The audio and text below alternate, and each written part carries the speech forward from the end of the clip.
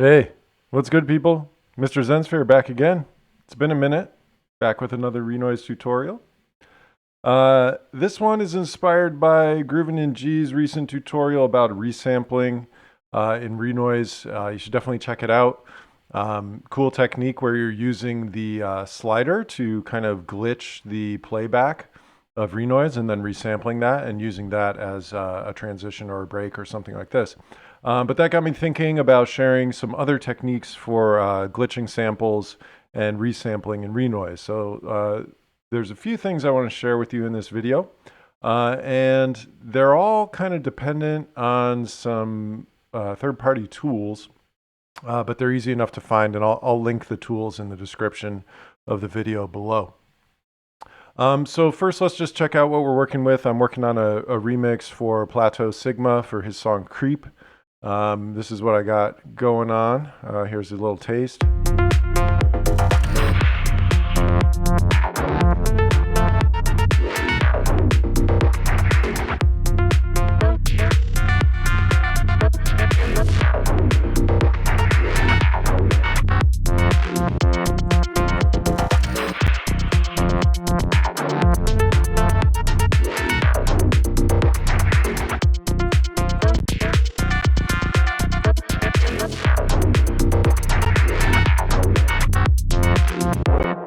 So it gives you a little bit of an idea of what we're working with in terms of source material. I'm sure my CPU is going to crackle whenever I record video and try to play full tracks. It always does that. Forget about it. So what we're going to do is we're going to resample a section of this and then glitch it up. So I think what I want to do is I'm going to select this section and this section. Oops. This section and this section, if I can. Here we go. I'm going to select both of these sections, and then I'm going to open the render dialog, and I'm going to do selection in sequence. And you can see it goes from 32 to 34, just these ones that are already selected. So that's kind of useful to know in the first place. So if you select your range over here in the pattern arranger, and then click selection in sequence, it should automatically set your from and to ranges. So that's handy. So let's see, these settings are fine. I'm just going to go ahead and bounce this out. So it's just going to bounce these 8 bars. And once it's done doing that, I'm going to close my render dialog and click over here in an empty sample slot, which I think I already had, but that's kind of important. Go back to my Finder window. Then I'm just going to drag this in over here, and now it's in my sampler. Go to my waveform. Ooh, some gnarly peaks there. I'm going to have to deal with that later on. But for now, we can kind of safely ignore it. I wonder what part that is. I think I know. And we're going to use this tool called the Chop Sample tool. And again, I'll link the tool in the description for the video below so you can find the tool and install it. It's a great, handy little tool. I use it all the time for these kind of like random glitching techniques. So I'm going to open that dialog for the Chop Sample tool. And then it just allows us to choose a number of slices. And since this is already rendered on the beat, essentially, I know it's just, 8 bars. I can use a multiple of 4 and know that my chops will land on beat division. So I'm going to go ahead and chop this down to 64 chops. I could do 32. In fact, I think I'm going to do 32. Sometimes 64 is too many to work with. And then I'm going to render the slices to individual samples. And I can do that by right-clicking and going to Slices, Destructively Render Slices, but I'm just going to use my keyboard shortcut here. And I'm going to delete this first one because this is the long one, and then I've got all these little samples, and it's already mapped to a drum kit. And that's cool if you want to like play it out as a glitch or whatever. Oh, you know what? I'm going to I should kind of like go back and normalize this. There are some issues with the audio, so this may be a little quieter than it would be. But what I want to show you guys is going to the key zones editor, you can then layer all these samples and they'll all play simultaneously. But if we go to our overlap mode down here, we can choose cycle if we want them to cycle through from the beginning to the end, or we can do random. So now every time we press a key,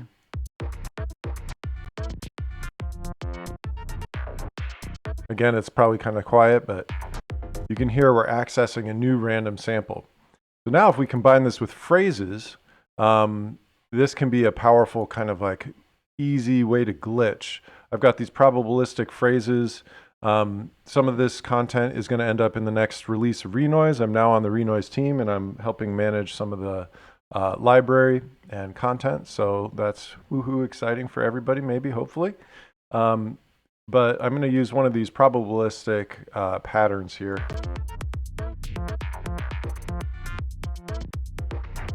And now when I hold down the key,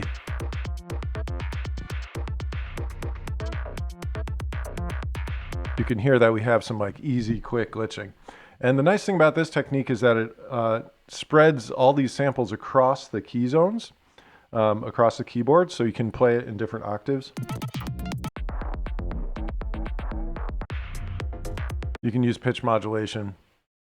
So say we wanted to have it randomly jump octaves, we could bring in a stepper, set this to 3, change this to linear process, create linear curves. So now we have -1 octave, the home key, and then +1 octave, set our step value to random, and then going to randomly jump from pitch to pitch. And say we just want maybe an octave down, and the home octave, we can just delete that and go to length 2. And let's just bring this up in volume a little bit here. I'll throw a gainer on this.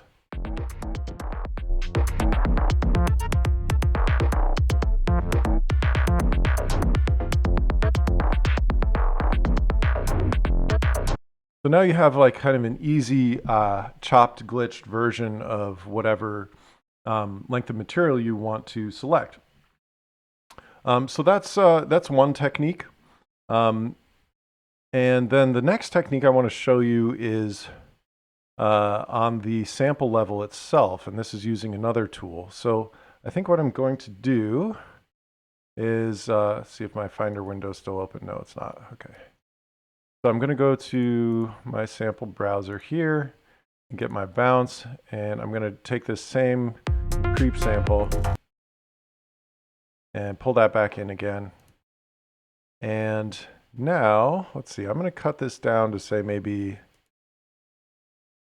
something smaller so it's a little easier to work with. We'll just trim this down. In fact, we're going to go actually even a lot smaller. Let's normalize this. Okay, so this next tool I want to show you is called Paste Sample Selection. And this is a tool by Raul Renoise. And this is a cool little tool for glitching samples on the sample level. So this works in conjunction with your snap values. It works best if you have a sample that's already kind of like on the beat. But you can choose whatever division you want. Say we'll do 32nd notes, or let's do 16th notes just to keep it easy. And this tool just basically functions with your hotkeys. And it's these 3 commands here under PSS: clone sample selection after end, clone sample selection continuously, paste sample selection continuously. And I've got them assigned to hotkeys, and you should do the same. You assign them, and then you can just use those key combinations to kind of take this selected sample data and replicate it in different ways.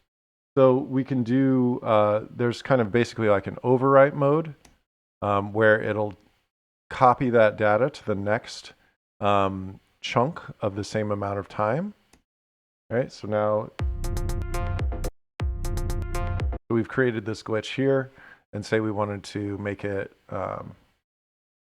smaller, then we could do something like that. So now we've glitched the sample on the sample level itself. And, of course, you can, maybe change volume levels for each of these little slices or something like this. So it's got that overwrite mode, and then it's also got, let's see, a mode where you can take what's selected and it will append it to the end of the sample. Right? So that may be useful in some situations. And then there's another mode where it appends it immediately after, but it also expands the entire length of the sample. So it basically adds it in instead of overwriting it. I find for myself, I typically just use the overwrite mode because I often want to keep the samples the same length. But you can use this tool in a variety of ways. And then in conjunction with your snap values, you can do some like pretty interesting, like, stutter edits and glitches and things like this. So that's another kind of cool method for creating glitches on the sample level.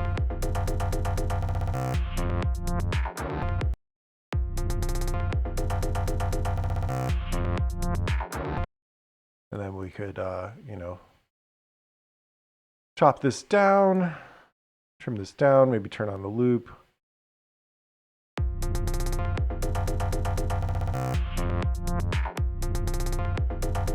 And then we've got a nice little glitch of whatever material you start with to use for transitions or something like this. And, maybe you want to fade it or, select part of it and like reverse it. That's all easily done within the sample editor. Let's do another something here and keep glitching.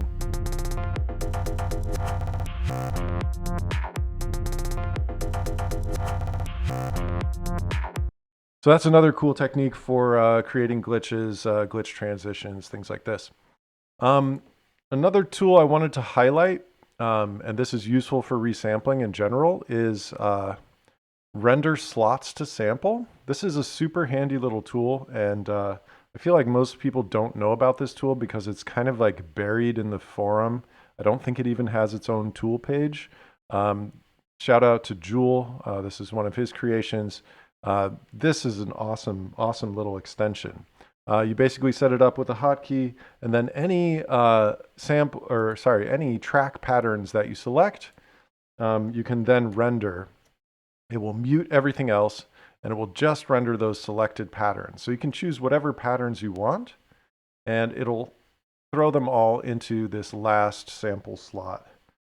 And then you can work with, say, just parts of your percussion, or maybe just like two different tracks of melodic elements or sonic elements. So it's really handy for quick resampling on the fly. And I feel like more people should know about this tool because it's super useful for quick resampling in Renoise on the pattern level. Obviously, within a pattern, it's easy enough to just select a little section and render that out. That works really well if you just want to grab a little piece of audio. But when we're working on the track and pattern level, rendering selections doesn't really work. So this tool kind of like renders selected slots, track slots to samples, and it's great. And then you can, of course, use that in conjunction with those other two techniques that I already showed you.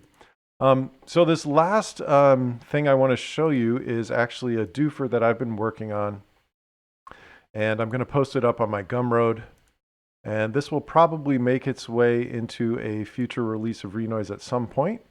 But this is a really handy little doofer for just some quick glitching.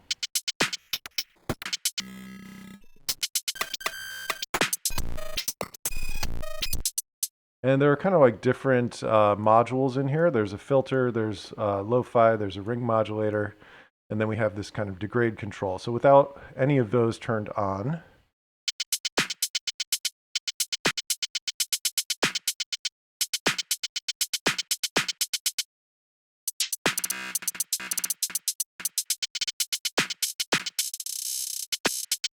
you can hear that we get some nice random glitching. And then if we maybe turn up the lo-fi,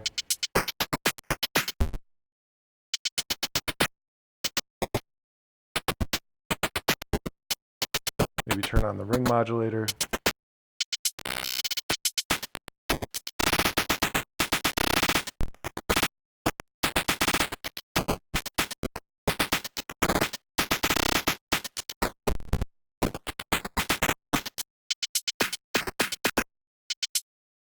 So this is kind of fun. You can control like the general speed of the glitching and the rate at which the speed changes, if that makes sense.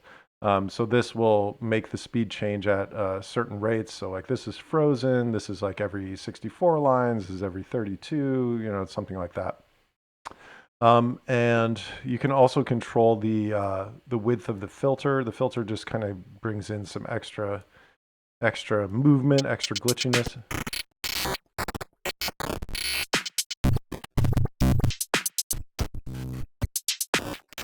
So then you could automate this on-off switch, you know, maybe on the beats and then resample that. And you've got some nice, easy, quick glitching. You could throw it on your master track. You could throw it on like a group send or something like this. So it's a nice like native doofer it's actually pretty complex. It's nested doofers within doofers. But if you want like some easy kind of like effects level glitching, head over to my Gumroad. I'll put the link in the description, and you can pick up this glitch box. And eventually, this will probably make its way into an official release, but it might be a while. All right, that's what I got for you guys today. Happy glitching. I hope this is useful to you, and peace out. Make lots of music. We'll catch you next time.